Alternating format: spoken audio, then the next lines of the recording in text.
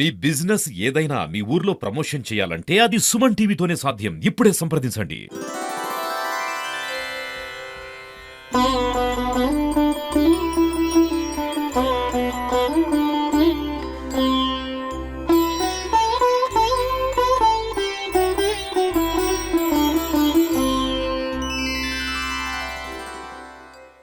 నమస్తే, welcome to Suman TV.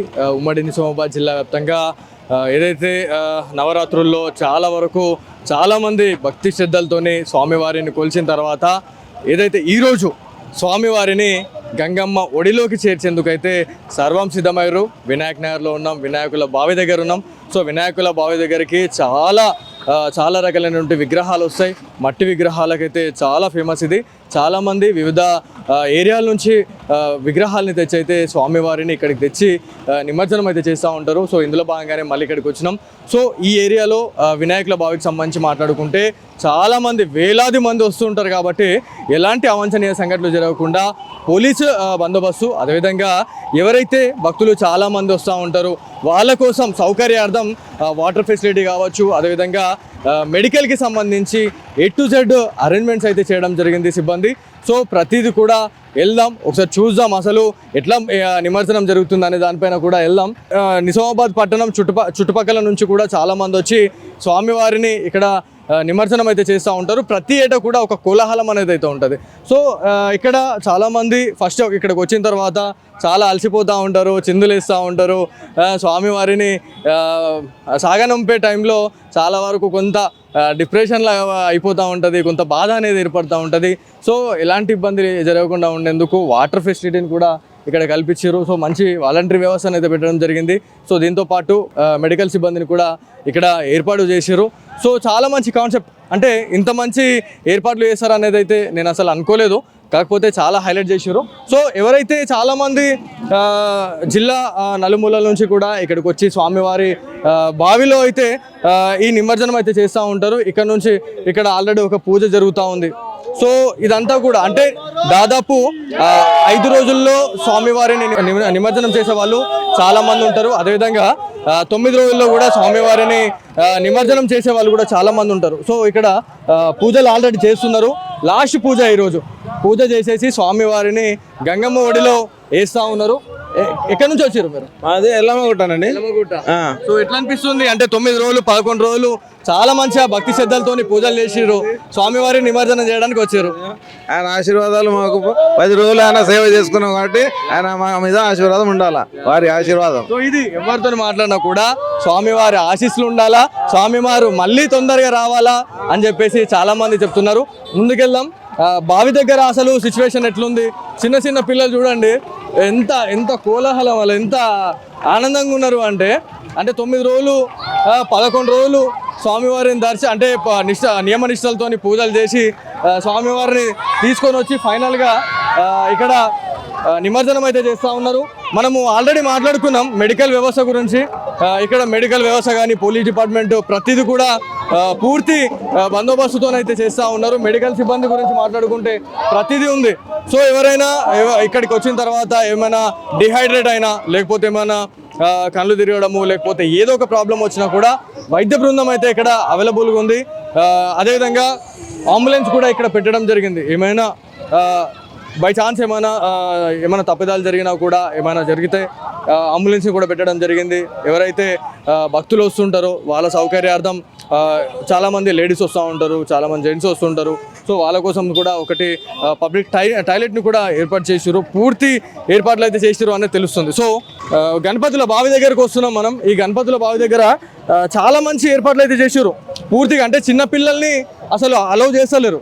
ఒకవేళ చెప్పలేము మీద పడుకుంటా సడన్గా పడిపోతే మళ్ళీ ఇబ్బంది అవుతుంది అని చెప్పేసి కూడా వీళ్ళు ఇక్కడనే ఆపేస్తున్నారు. చిన్నపిల్లలు ఎవరైతే ఉన్నారో వాళ్ళని ఇక్కడనే ఆపేసి పెద్దవాళ్ళు వాళ్ళతోనే వచ్చిన వాళ్ళని లోపలికి పంపించేసి నిమజ్జనం చేపిస్తున్నారు అనేది తెలుస్తుంది.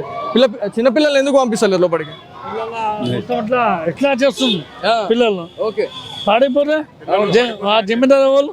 సో అట్లా చిన్నపిల్లలు చాలా మంది ఉత్సాహంగా వస్తూ ఉంటారు. ఒకవేళ పడిపోతే ఇబ్బంది అవుతుంది అని చెప్పేసి ఆపేస్తున్నాం అని చెప్పేసి అని అంటున్నారు. సో ఇక్కడ స్వామివారిని తీసుకొని వచ్చి ఇక్కడ పూజలు చేస్తారు. ఆఖరి పూజ ఇది.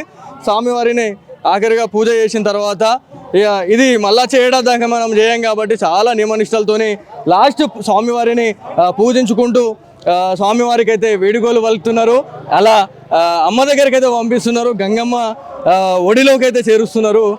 సో ఇది మొత్తానికి చాలా మంది వస్తున్నారు. దాదాపు ఎవ్రీ ఇయర్ కూడా ఇక్కడ 4000 నుంచి 4500 విగ్రహాలు కూడా ఇక్కడ నిమజ్జనం అయితే అనేది మనకు తెలుస్తుంది. ఈ రోజు గురించి మాట్లాడుకుంటే దాదాపు ఒక 1000 విగ్రహాలు అయితే వ్యాక్స్ పడినాయి అని చెప్తా ఉన్నారు. ఇప్పుడే స్టార్ట్ అయింది కాబట్టి ఇంకా ఫ్లోటింగ్ అనేది ఇంకా పెరిగే అవకాశం ఉంటుంది. నైట్ 12 వరకు కావచ్చు, పొద్దున్నాక రేపు పొద్దున్నాక కూడా ఇవి పడతానే ఉంటాయి. సో ఇది మొత్తానికి సో వివిధ ఏరియాల నుంచి వచ్చిన వాళ్ళు చాలా మంది ఉన్నారు. ఎక్కడి నుంచి వచ్చారండి?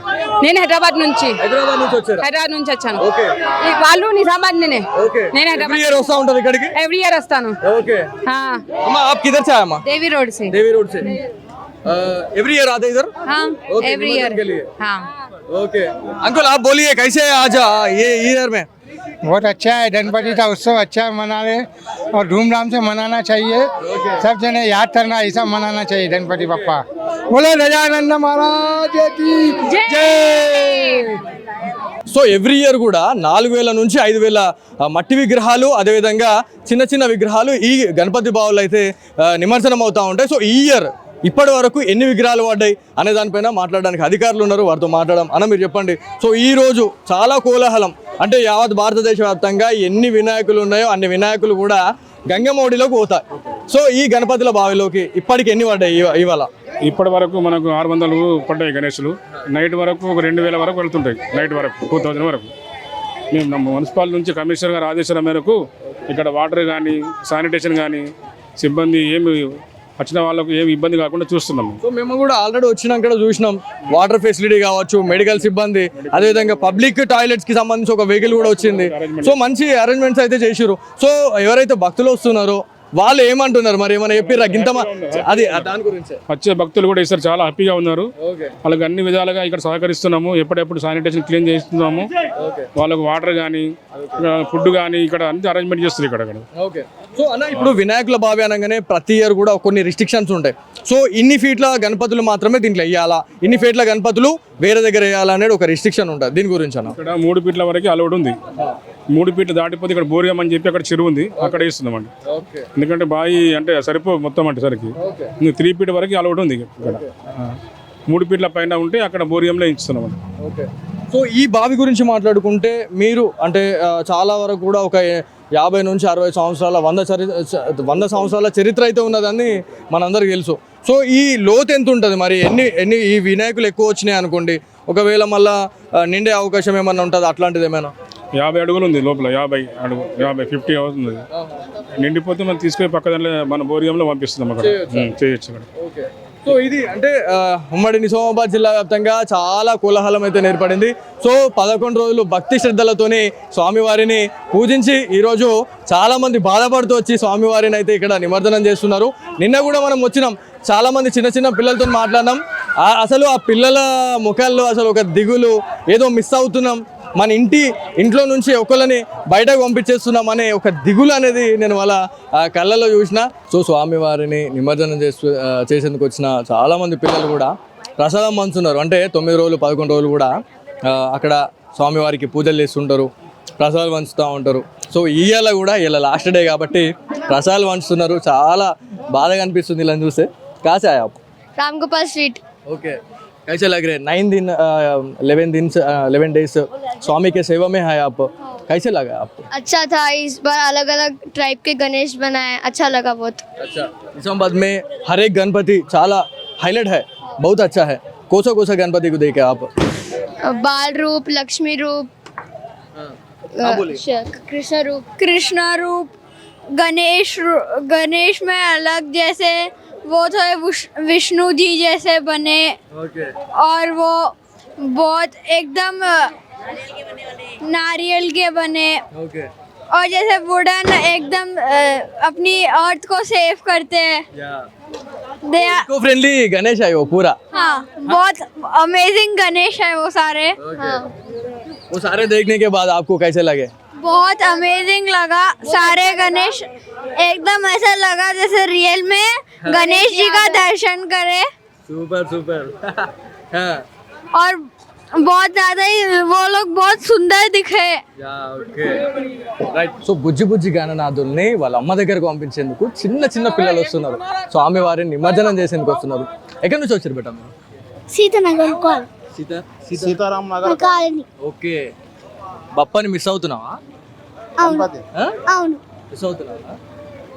11 days స్వామి దగ్గర ఉన్నారు. ఈరోజు మళ్ళీ వాళ్ళ మమ్మీ దగ్గరకు పంపిస్తున్నారు. ఎట్లా అనిపిస్తుంది మరి? బాధ అనిపిస్తుందా? సో పిల్లల్ని మనము దేవుళ్ళతో సమానం అనుకుంటాం. సో నిజమైన దేవుళ్ళు నిజంగా. సో చాలా బాధపడుతున్నారు అనేది మనకు తెలుస్తుంది. నీ పేరు ఏం పేరు బేటా? సాధ్య. సాధ్య. సాధ్య, నువ్వు గణపతిని మిస్ అవుతున్నావా? వేయాలనిపిస్తుందా? నిమజ్జనం చేయాలనిపిస్తుందా మీకు? చేయాలనిపిస్తుంది. బాధ అనిపిస్తుందా నీకు ఏమైనా? ఓకే. వాళ్ళ మమ్మీ దగ్గరికి వెళ్ళాలి కదా. సో మనం వేసేయాలి. నిమజ్జనం చేస్తే వాళ్ళ మమ్మీ దగ్గరికి వెళ్ళిపోతాడు గణేష్. ఓకేనా?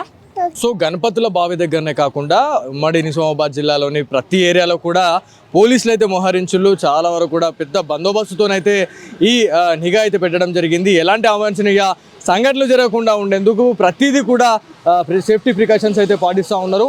సో రోడ్డు డైవర్షన్స్ కావచ్చు, లేకపోతే ఎక్కడైతే హెవీ క్రౌడ్ ఉంది, ఎక్కడైతే మనకి రాంగ్ డైరెక్షన్లో ఎవరైతే వస్తున్నారో అక్కడ కొన్ని బ్యారికేడ్స్ కూడా పెట్టడం జరుగుతూ ఉంది. ఈ ఏరియా ఇప్పటి నుంచే కిక్కిరిసిపోతుంది. అంటే దాదాపు అప్రాక్సిమేట్లీ మనకి టైం వచ్చేసి 4 o'clock అవుతుంది. ఇప్పుడే ఫ్లోటింగ్ అనేది పెరిగింది.